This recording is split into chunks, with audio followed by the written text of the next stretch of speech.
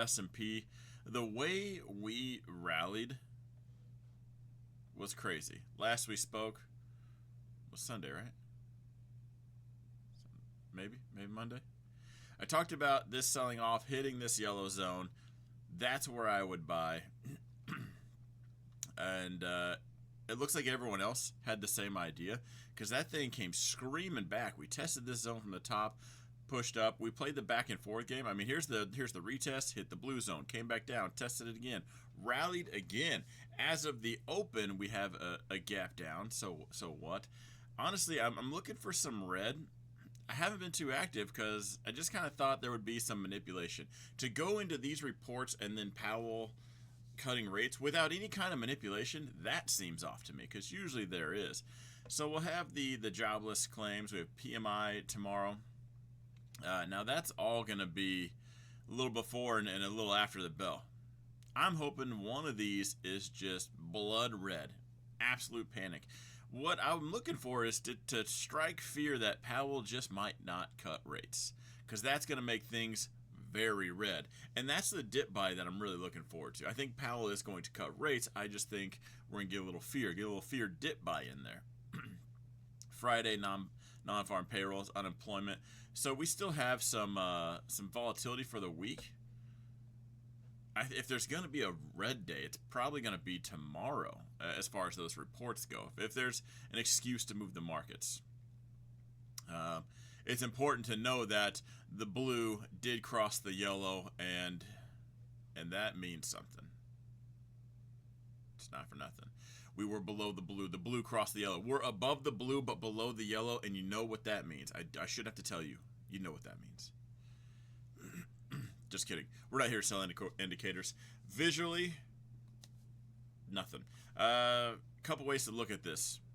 Dead sideways. Maybe not so dead sideways, but let's just look at that.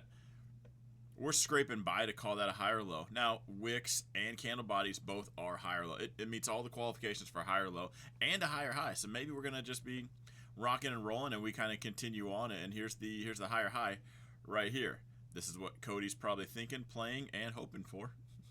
And we kind of just keep that trend alive. You know, do we put in an awkward lower high right here? I don't know where I'm at. I kind of had all my prep, brain power, all of that was for a red report. So I'm just gonna stick for that. And then there's probably a rant there of, that is my plan. Have a plan or plan to fail. My plan is wait for some kind of manipulation, because usually around these events there is. Doesn't mean there has to be. But at the same time, what I don't want to do is just go ahead and buy in, and then the report comes out. Then the tweet happens. Or Powell doesn't raise rates. Or lower rates. He raises them. That would suck. So,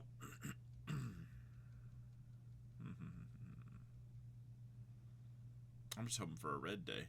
As of right now, I mean, you just got to play the trend. If it's going to put in a higher low, it won't even touch that zone. I would still look for a knife catch. I would catch right. If the report is red tomorrow, and that's all we get is to there. Now, you notice there's some before and after the bell, so we might just get the red report into there, and then the report after the bell is the continuation. That'd be a pretty red day. It'd be a pretty awesome day, to be honest, because that's where I would have to just buy the dip. Anyone bullish can stomach a one red day right now. The market's still incredibly bullish.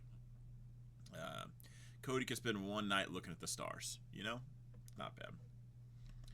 But I got to say, if the report is red and goes down to here, I will be in at least ES contract. I'll be in some kind of bullish position.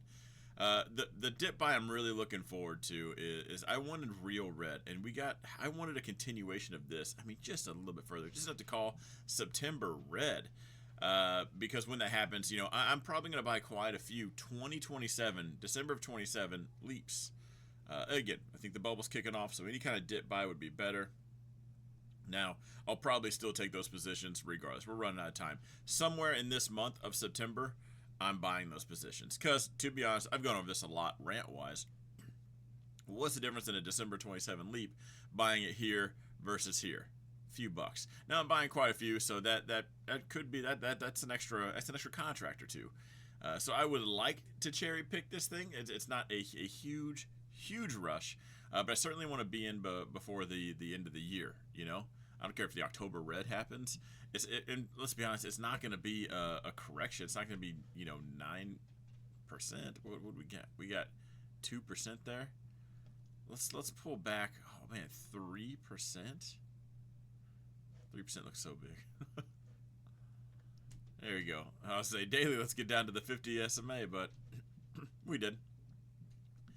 We just crossed over the blue. We did that back here. So if you're thinking that's bearish, we did the same thing back here. And then we just came roaring right back up. Same thing right here. We crossed the blue full send and right back up. So for the bears, I wouldn't quite celebrate just yet. However, if we're looking at this, sometimes, and again, the wick is a sign of what's to come or a sign of rejection.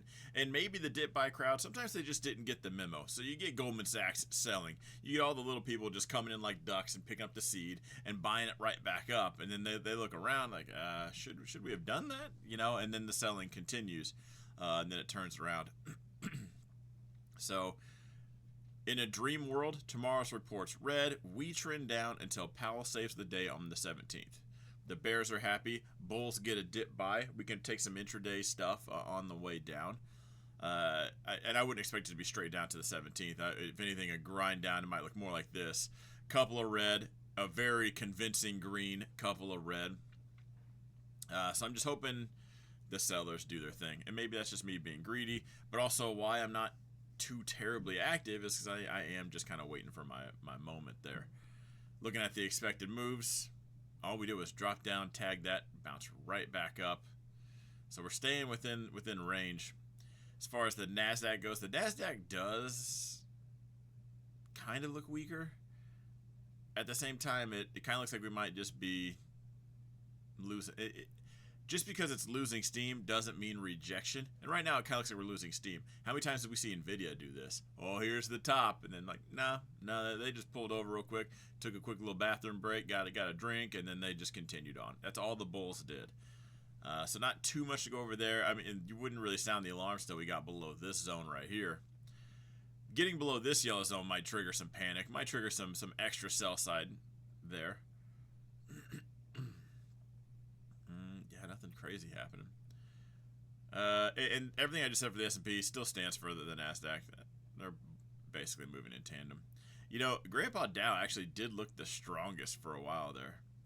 You know what this is reminiscent of? Those stupid blue zones on the S&P. Pick one. Grandpa Dow, if there's going to be a play, I would say it is right there. I'd say that's where your dip buy is going to be. Right inside that one. Should be nothing to go over there. Same thing, expected move, keeping it nice and tight. Russell actually, this grind looks very, I don't say low volume. There's just not a lot of disagreement here. There's no game of tug of war. Everyone's on the same side, kind of just pulling a tire around the playground. Kind of just moseying along. When you see this, I used to say this a lot, like when the herd is just kind of headed that direction, you'll get probably minimal action at a zone, and that's where if you don't know what you're looking for, it might look like it just kind of moseyed its way through. And yeah, what you'll really see when we talk about rejections, when we see the big moves happening going in or out, that's really showing off these yellow zones. But when there's just nothing hot going on right now, you can sneak by a lot. You can go by under the radar on a lot. And that's kind of what the Russell looks like. So as we check each one, when things do wake up, that'll still be a zone to look for buyers. Up here to look for sellers. Things will still wake up and probably scurry to a zone. But that's kind of what I look for. At this point, I just keep the trail rolling if anyone's in it. WM, I didn't even touch the expected move there. Tesla, I've been waiting. What I don't want to do, I told you guys I was going to sell the 30 Delta. I don't want to sell the 30 Delta for $100. I don't want to lock up that much capital. And it's not locking up that much capital necessarily for $100. $100 is $100. I mean, I once talked to Technician for who knows how long over, what was it, $30? So we know he likes $100. That's 3 times the amount. But that being said, the risk I'm actually taking on when I sell a 30 delta call on Tesla while it's quiet, you go lock it in a 347, a 345 call option. I collected $100, and all Tesla needs to do is wake up for an hour, and then I'm underwater, and I don't want that. If I'm at least if I have to be put in management mode, I need a manager salary. I kind of want manager money. There's nothing to the downside that has me worried yet, so everything's there. That's why I haven't sold a call on it yet. So I'm just waiting for a pop that I'm rocking and rolling. This expected move is quiet. It's very little. If you look at flow, Cody, I pay for Cody's chat. He's in a flow chat just to monitor that. So he usually has some pretty good data on it. And awkwardly enough, there has been a lot of Tesla flow, a lot of call buying, and it's October or November is the expiration, and we're not seeing a lot of love. A lot of times you'll see like maybe Cody will post a play, right? It'll be like, hey, 10 million in calls just got bought. The next day it's green, and everyone's talking about, we saw that coming. There's been a lot of this, and that's not happening. And I'm just kind of curious, how many are selling Tesla thinking it's going down while the other person's just loading the boat? I feel like this one might be a sleeper move where it just wakes up and sends it. There again, I've been harping on this enough. Tesla's been very awkwardly quiet while the market has had some real red days. So holding this to me, and honestly, we still haven't broke this trend, so I'm still in a bullish mindset. So anyway, that's why I haven't. I know the second I do it, it's going to show up. If anyone else has luck like mine, I'll shoot you a couple bucks if you want to sell a call on that for me real quick. You go into management mode. Can I just delegate it to you? Send it. Lisa, do me a huge solid. Sell a call on Tesla. Just one. Just one. Please. That would be absolutely amazing.